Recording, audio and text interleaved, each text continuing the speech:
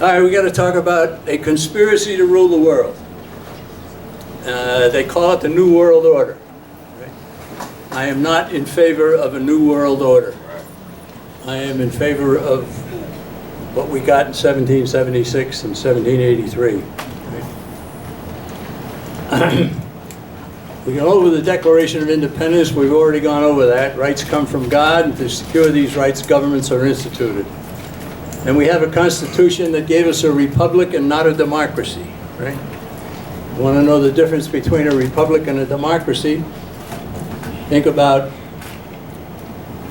a couple of sheep get together with a wolf, and they decide what's to have for dinner.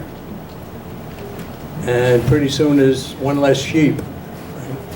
They left it up to the crowd to decide. No, you don't want the crowd to decide.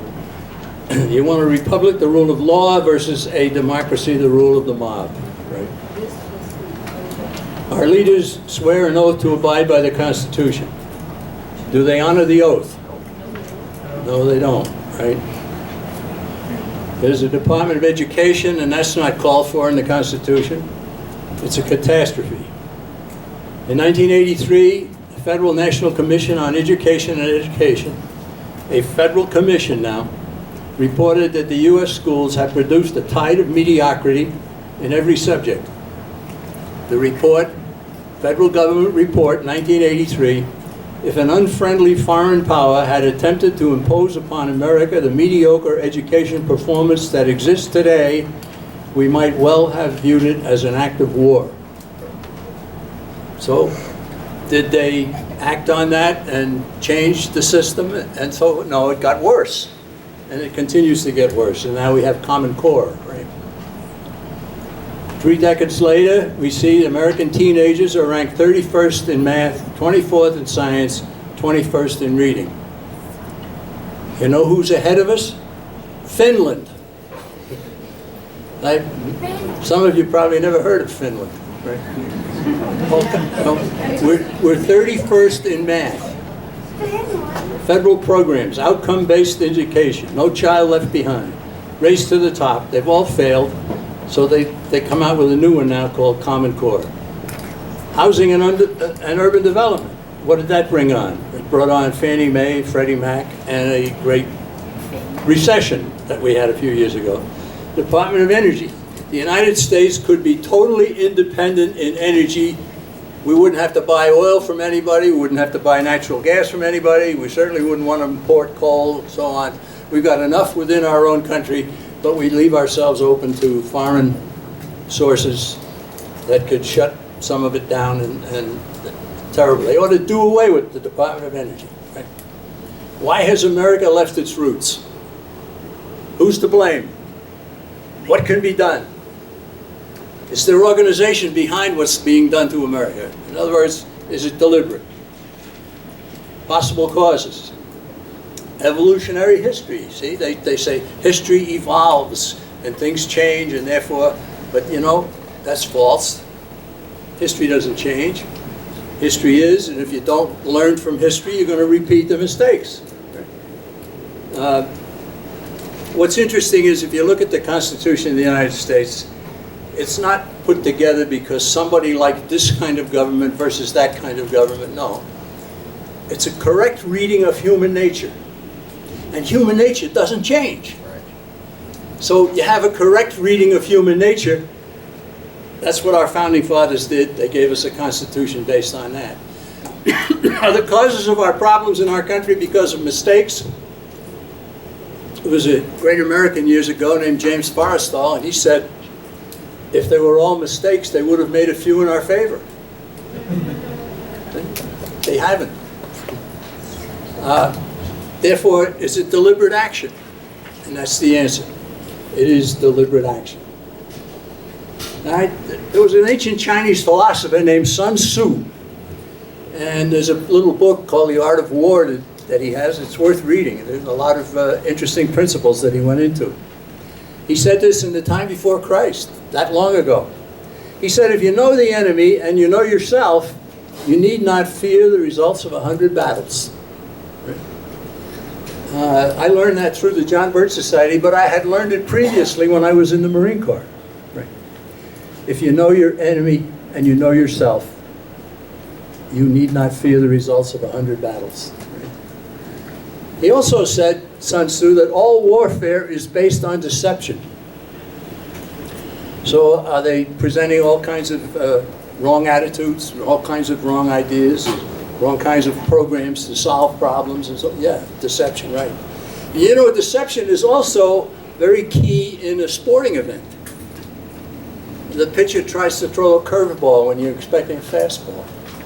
The basketball player tries to get you to jump into him so that he'll get a foul shot and he'll be able to score without anybody bothering him. Football, all kinds of deception. And that's good. But when you're talking about warfare and we're talking about the survival of a country, it's not good.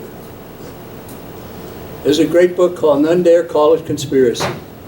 And I always like to quote a man that I got to know named James Lucier, who wrote a treatise one time, and one of the lines that he wrote in his treatise jumped out at me. He said, the first job of conspiracy is to convince the world that conspiracy does not exist. So they spend a lot of time and energy downplaying the notion of conspiracy. Right?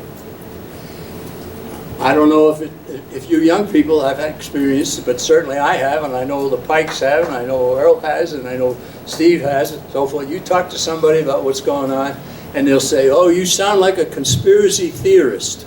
Right? As if to totally discount what you say because you believe in conspiracy. And the response to that is, no, I'm not a conspiracy theorist, I'm a conspiracy factist. Right? Conspiracies are all throughout history. If you're a good student of the Holy Scripture, you know that there are conspiracies mentioned in that. There are several of them. Right? So what is a conspiracy? Well, it comes from two Latin words, con, spiro. Con, together, spiro, breathe. Breathe together. And when you breathe together in the back room with the cigars and cocktails or whatever, then it's come down to mean conspiracy. So there's three elements of a conspiracy. The first is secrecy, the second, more than one person, and the third, evil. If you have secret plans that somebody has, and there's more than one person involved to do an evil thing, that is a conspiracy. It might be a conspiracy to rob the local grocery store. Right? It might be a conspiracy to upset somebody's way of life. Or it might be a conspiracy to rule the world. That's what we're talking about here in this. But a conspiracy has those three elements. If it's not secret, if there's only one person involved, and if it's not evil. For instance, there are some people who say, if you want to have a birthday party for grandma when she's 80 years old, and she'd rather not let people know how old she is, but you form the birthday party secretly among more than one person, right? Is that a conspiracy? No. No, it's not evil. Right? It's as simple as that. I know that Mr. Pike back there recently had a party for his 80th birthday, and he thought it was a conspiracy, but he's wrong about that. I mentioned James Forrestal. Consistency has never been the mark of stupidity. If the diplomats who have mishandled our relations with Russia were merely stupid, they would occasionally make a mistake in our favor. They haven't made many mistakes. Consistently, more government, consistently watering down the sovereignty of our country, consistently losing wars, so forth. There are very few conspirators, however. And yet there are many people who do the work of a conspiracy because they want to become part of the inner group. Right? They're always climbing ladders. And sometimes they'll make another guy jump off the ladder so that they can climb the ladder and get into the inner circle. Right? But there are very few real conspirators. John Adams knew about this, and he said that morality is the key. That's what keeps people from wanting to be part of a conspiracy. He said our Constitution was made only for a moral and religious people, It is wholly inadequate to the government of any other. Right? That's a very important point. And that's why you see attacks on morality. That's why you see attacks now coming in same-sex marriage. Transgender, we're supposed to say, oh, they're wonderful, transgender people. What an absurdity. Right? If you can sell something like transgender, you can sell anything. Right? Somebody's got to stand up and say no. Here's Alan Greenspan, the head of the Federal Reserve. But before he was the head of the Federal Reserve, he wrote an article for a magazine, and in it he said, in the absence of the gold standard, there's no way to protect savings from confiscation through inflation. There's no safe store of value. Absolutely correct. But that wasn't getting him anywhere. He wanted to go higher and higher, so he changed his tune. And pretty soon he was a member of the Council on Foreign Relations, and then they made him the head of the Federal Reserve. And he carried out the will of the people who want to destroy our country economically, and he did a good job of it.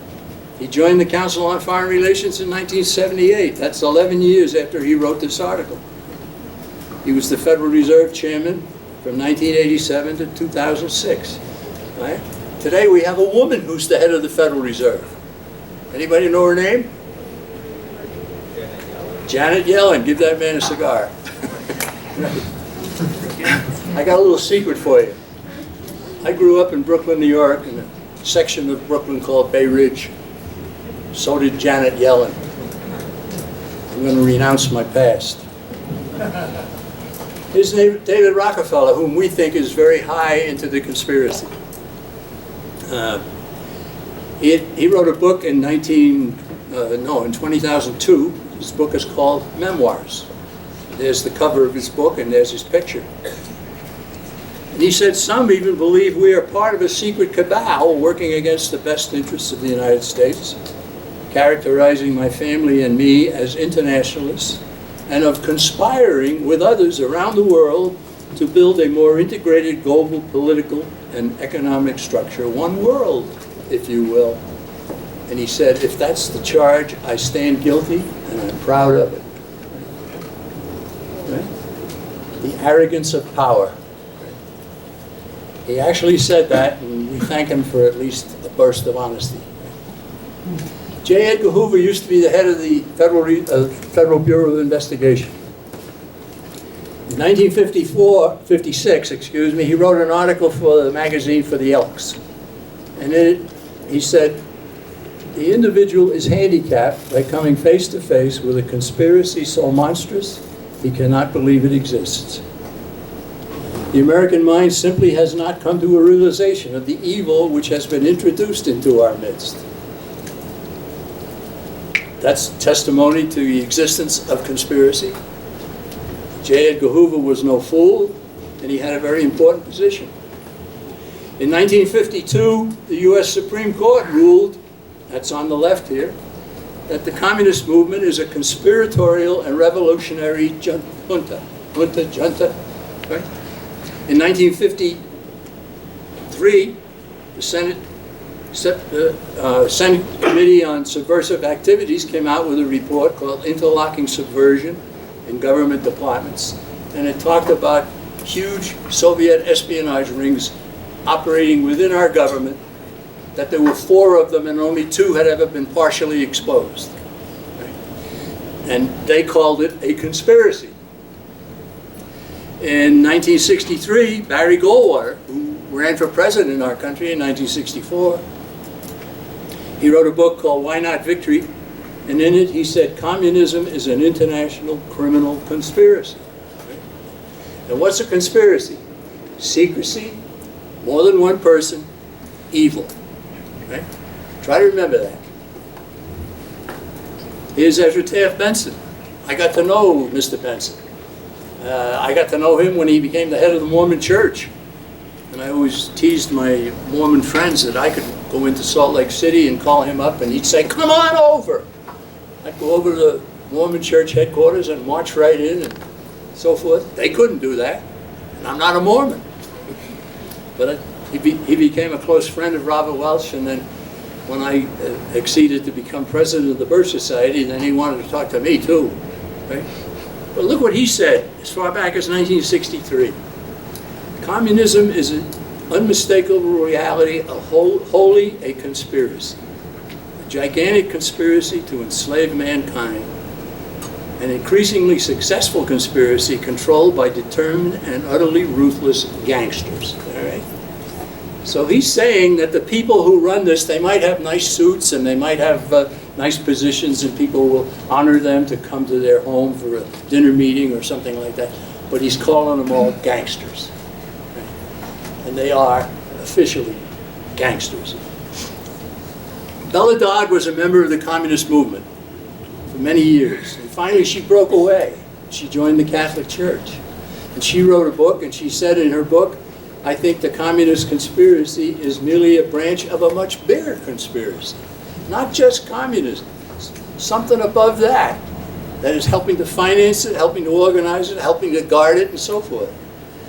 She was shunned, and so forth. She even talked about communists going into the Catholic clergy. They sent their young people into the seminaries.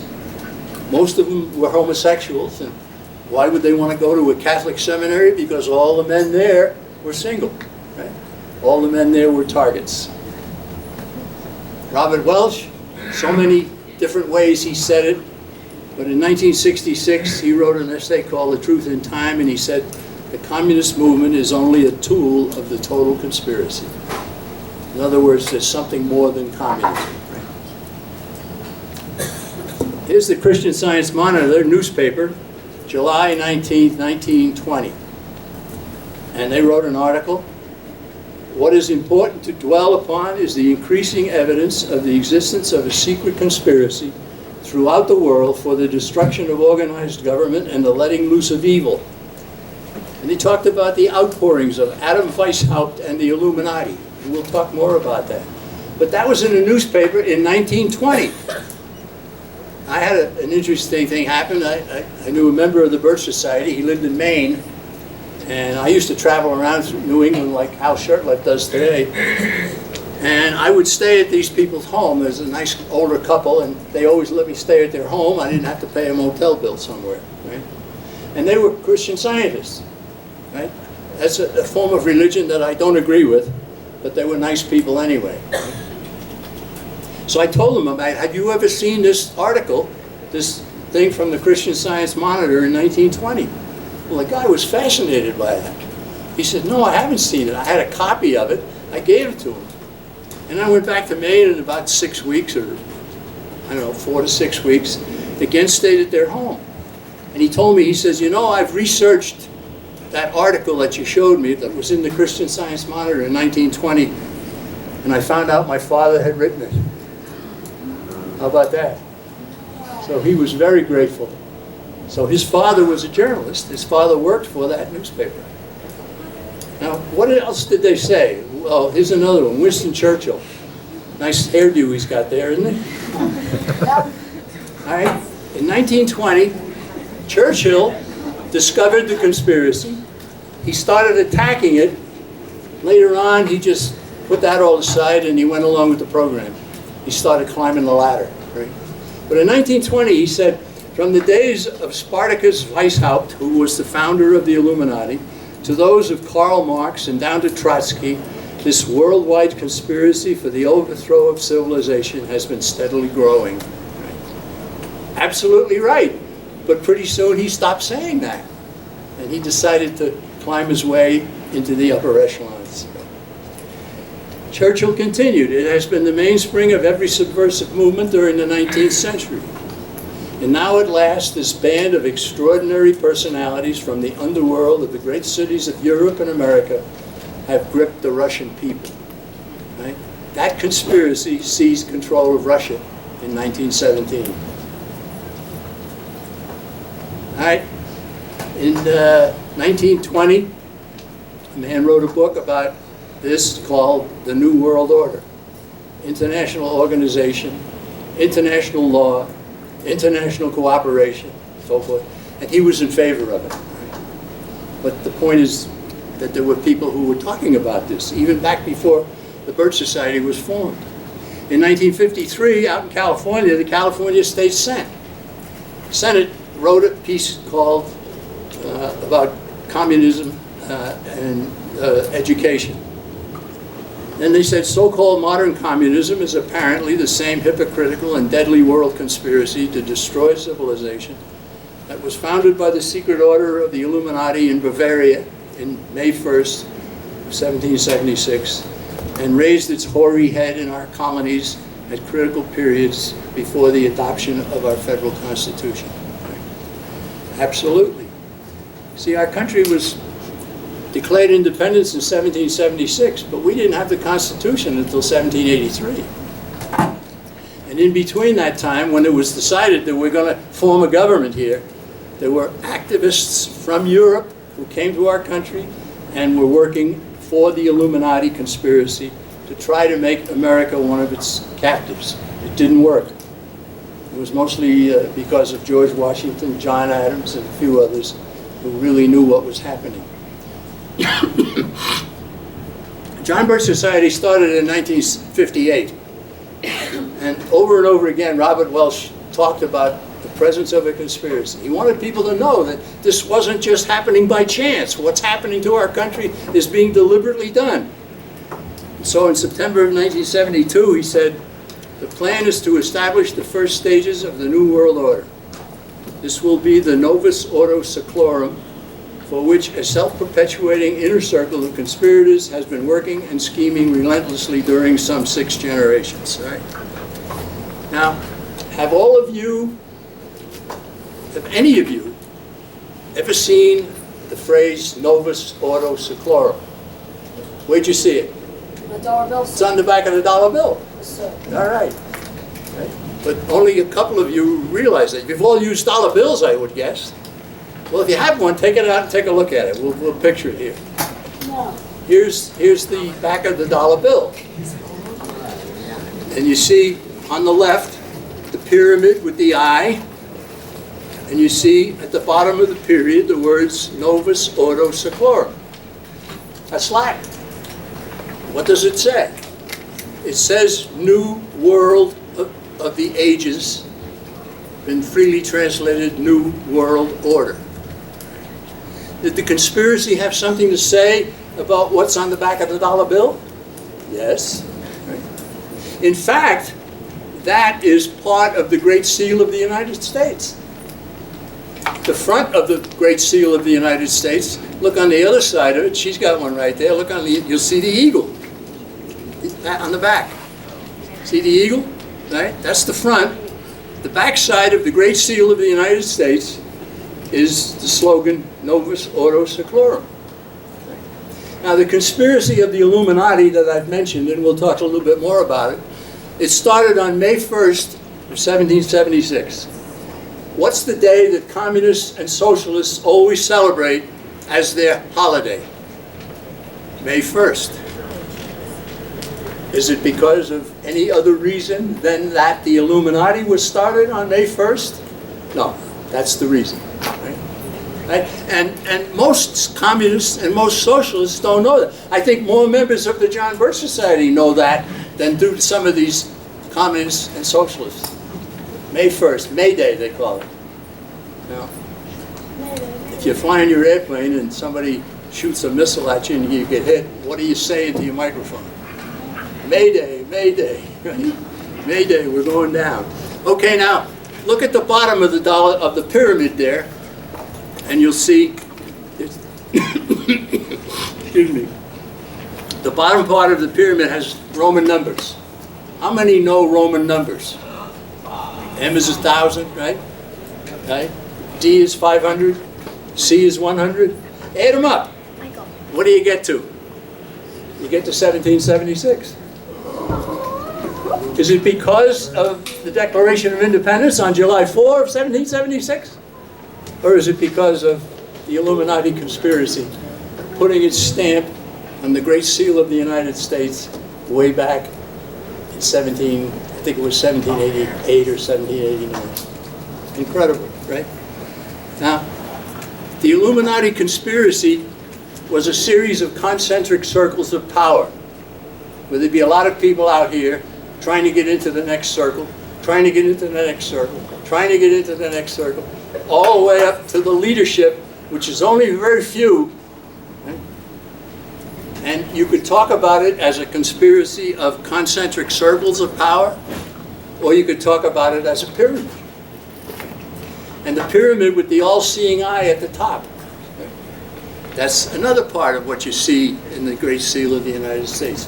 The pyramid and the eye at the top. That was a symbol adopted by the Illuminati. Now, how did that happen? Well, when we started our country in 1776, we were operating under the Articles of Confederation. And the Articles of Confederation had an office called Secretary of Congress. We don't have that anymore. The Secretary of Congress was authorized to put together a Great Seal of the United States. And so he did it. I think his name was Thompson, Charles Thompson. He put together the Great Seal of the United States, and it was he who decided to use the Illuminati symbols and the Illuminati terminology. So right at the beginning, we had people within our own country trying to undermine it, and there's proof of it right there. Right? I talked a little bit already about this, the Tower of Babel. That's the European Union wanting to rebuild the Tower of Babel and shake their fist at the sky and say, not your will, but mine be done. Right? I used to have copies of that poster, and I would pass them out to people, but I just don't have enough of them anymore. The European Union Constitution, from which the British just decided they didn't want any more part of it, had a constitution, and it said in 2004, this constitution shall have primacy over the law of member states. So you join the European Union, and you end up losing the sovereignty of your states. In 2004, French and Dutch voters rejected that constitution. So the leaders of the European Union got together again, and they created a new document, and this one was ratified in Lisbon, not by a referenda of the people in any of the countries, but by the leaders, and they went along with it at the Treaty of Lisbon. And that's what the British have just decided they want no more of. God bless the British. I'll tell you. I'm Irish, and I've always had this thing about the British, but boy, I like what they did in that, to get rid of the European Union. Obama wants the Transatlantic Trade and Investment Partnership, right, TTIP. That would have the United States join the European Union. Happily, that has pretty much been toned down, the drive for that, because of what the British did. The British helped us out by the Brexit vote. And then TTIP is not just a trade agreement. A couple of thousand pages. You have a trade agreement, all you need is a handshake and people saying, I'm not going to defraud you, and I'm not going to defraud you. That's a trade agreement. You don't need thousands of pages. All right? Okay, now, let's talk about the New World Order, how that phrase has become used. Remember that it's Novus Ordo Seclorum, New Order of the Ages. And it has come down to be New World Order. In 1967, Richard Nixon had failed to become the governor of California, and he told the press, you're not going to have Nixon to kick around anymore, I'm leaving politics, but he couldn't leave politics. He finally decided he wanted to get involved more deeply and climb more ladders into the upper echelons, and maybe even become the President of the United States. So what did he do? He wrote an article for the Journal of the Council on Foreign Relations. And the article was about opening up Asia after Vietnam. Here's David Nelson Rockefeller. He used the phrase, this newspaper in 1968, New World Order. Here's some members of Congress decided in 1975 that at the 200th anniversary of our country, which would be 1976, they wanted to replace the Declaration of Independence with the Declaration of Interdependence. And in it, it says the purpose is to bring forth a new world order. Well, all of a sudden, 120 congressmen, senators had signed on this thing. We found out about it in the Birch Society. We got people all across the country to start writing to these congressmen and these senators. And all of a sudden said, take my name off that. No, take my name off that. I don't want my name on that. And we stopped it. Okay?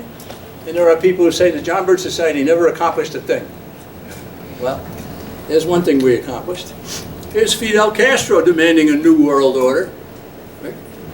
Remember now, this is the slogan of the Illuminati Conspiracy, started in 1776 in Europe, whose purpose is to destroy all countries and build a new world order. Are they in favor of the United Nations? Yeah, that's going to be their thing. Here's Gorbachev, leader of the Soviet Union at the time. He called for a new world order. He also said that the European Union was a new Soviet, a new European Soviet. That's significant as well. Here's Papa Bush. He's talking about going to war against Iraq. Out of these troubled times, our fifth objective, a new world order, can emerge. We are now in sight of a United Nations that performs as envisioned by its founders. What were the visions of its founders? World government. No more independent nations. Right? George Bush was in favor of that.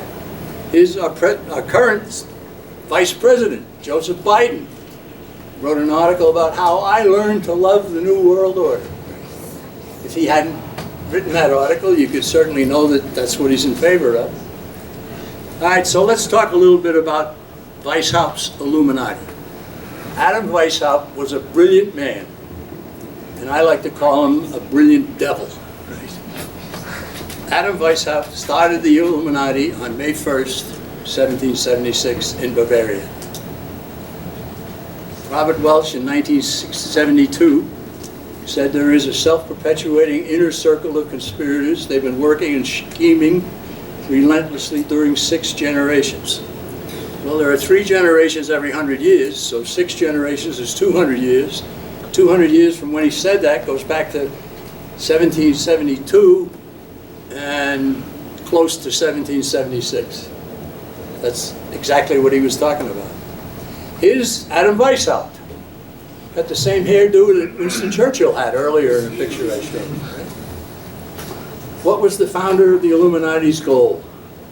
Overthrow governments, destroy all religion, abolish private property, deify sensuality, repudiate marriage, state control of children, and world government. Right? All of which is happening. Right? All of which we see happening, and all of which, much of which we've been able to forestall. We've been able to stop some of it. In 1798, there were 2 books written about the conspiracy. One by an Englishman named John Robeson on the left, the other by a Catholic priest who had fled France for his life during the French Revolution, Abbé Augustin Barruel, and he wrote about it. These 2 men, they didn't know each other, and yet their books came out to say the exact same thing about the Illuminati and its threat to civilization.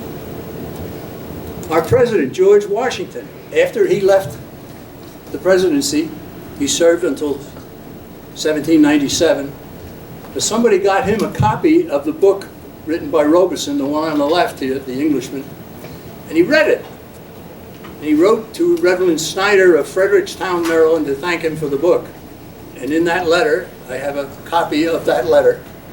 He said, Reverend Sir, it was not my intention to doubt that the doctrine of the Illuminati had not spread in the United States. On the contrary, no one is more satisfied of this fact than I am. So Washington and John Adams and John Jay especially were very important people to put down the effect of the Illuminati in our country. They saved us, and hardly anybody in the country knows anything about that except members of the Birch Society. George Washington wrote another letter to Reverend Jedediah Morse. He was from Boston. His son was Samuel F.B. Morse, the inventor of the telegraph system. Jedediah Morse had given a famous sermon about the Illuminati, and he got a letter from George Washington thanking him for what he had done, thanking him for a copy of his sermon that he had given in his church, and that was done in middle of 1790s. Washington wrote the letter you see in the upper right-hand corner there. He wrote the letter in 1799, and he died shortly after that. He never saw the 19th century. Here's what he said in the letter to Jedediah Morse. The letter with which you were pleased to favor me, dated the 1st instant, accompanying your Thanksgiving sermon, came duly to hand. For your letter, I pray you to accept my thanks. I have read it and the appendix with pleasure, and wish the latter, at least, could meet a more general circulation than it probably will have, for it contains important information as little known out of a small circle as the dissemination of it would be useful in spreading throughout the community. So Washington knew about the Illuminati, and he urged that more people be told about it. In 1885, there was a Catholic priest in Scotland named Monsignor George Dillon. And he was giving lectures about the Illuminati and the conspiracy against civilization in Scotland, various churches there. And he was ordered by his superiors to put his information into a book. And so he did. And the book is called The War of Antichrist with the Church, and it came out in the 1880s, and I have a copy of that book. That's been reprinted as well, and it's very interesting reading to read what Monsignor Dillon had to say. In other words, what I'm saying is a lot of people have known about this over the years, but there hasn't been any organized dissemination of the information that has been accomplished by the John Birch Society. Well, the Illuminati eventually, Adam Weishaupt died. He met his maker, and I suspect he didn't go up. I suspect he went down, but I can't say for sure. So it transferred, the leadership of it transferred to the Italy's Carbonari and a man named Giuseppe Mazzini. Now, I mentioned that in my other talk. I mentioned Mazzini because the dedicatory quote in Edward Mandell House's book is given to Giuseppe Mazzini. It is so significant, right? What Mazzini did was he established groups in various countries called Young This, Young England, Young France, Young Germany, Young Italy, Young This, and there was a Young America, right? And this was active in our country, and the goal was world government. In 1847, Mazzini went to England and he teamed up with Karl Marx, and they started the communist movement. The Communist Manifesto came out in 1848. There's Marx and Engels, the leaders of the Communist Manifesto. And what did they call for? They called for the goals of the Illuminati. You read the Communist Manifesto, we've reprinted that, and that's available. It said abolish private property. There's a tax on private property all the time. It said create an income tax. We got it. Create a national bank, the Federal Reserve. We got it. Right? All children in government schools, we practically have it. Right? If you go to a government school, you're under their sway. Replace home education by government. Attack marriage and the family. Is this going on in our country? Right? Yeah. Okay. Abolish countries and nationalities. They want to do that. Destroy eternal truths, religion, favor democracy, and world government. That's all in the Communist Manifesto. And there's that book, Philip Drew, Administrator. We talked about that this morning. There's House and Wilson. Wilson's got the top hat. House has got the other hat. In 1910, the plans for the Federal Reserve System. We'll have a talk on that tomorrow, right? The Federal Reserve System. Here's one of the men who was a founder of it. And he said there was an occasion near the close of 1910 when I was as secret, indeed as furtive as any conspirator planning for the Federal Reserve. There's a great book called The Creature from Jekyll Island.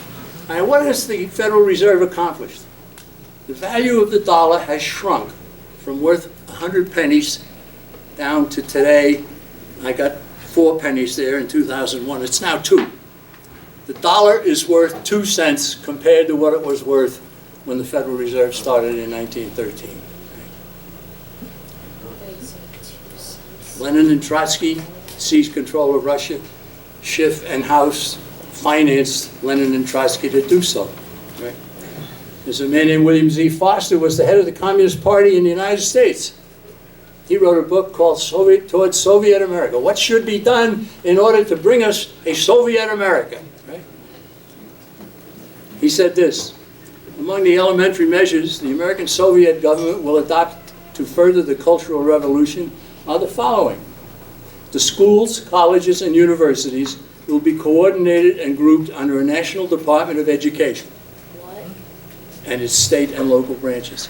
He wrote that in 1932. We didn't have a Department of Education in 1932. We got that in 1979 under Jimmy Carter. Right?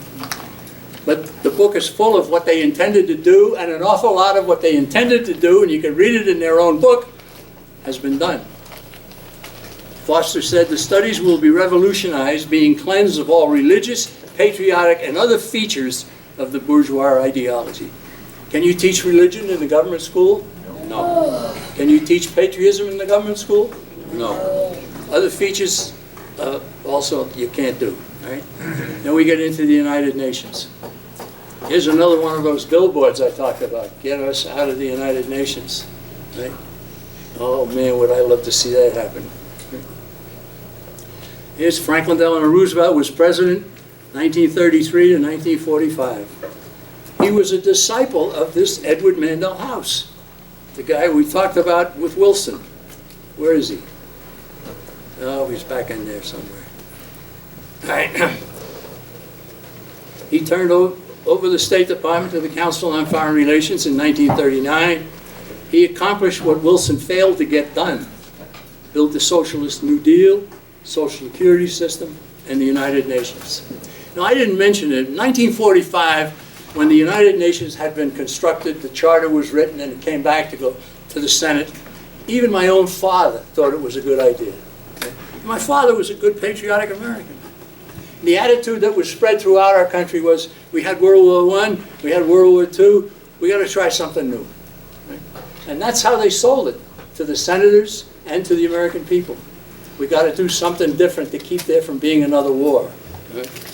It swayed even my father, and he lived to regret that too. He says, no, I made a mistake backing that proposal. Roosevelt one time said, some of the best friends I've got are communists. Congress shall have the power to declare war. I wrote a book about the military called Changing Commands, The Betrayal of American History. If anybody wants a copy of that, I have some over there. And we see, we've gone through some of this: Desert Storm, UN authorization, Iraq War, UN, Afghan War, NATO. Right? There's Bill Jasper, one of my colleagues, wrote a really in-depth book about the UN called The United Nations Exposed. Robert Welsh concluded at one point, war always means more government and moral decline. Right? And we'll end on that. War will bring on more government, and it will bring on moral decline. And that's what we see happening. We saw it happening in World War I, we saw it happening in World War II, in Korea, and Vietnam, and now Afghanistan. War will bring on more government and moral decline. But the thing to remember is, none of this is happening by chance. It has to be, how do you fight a conspiracy? You expose it. That's what you do.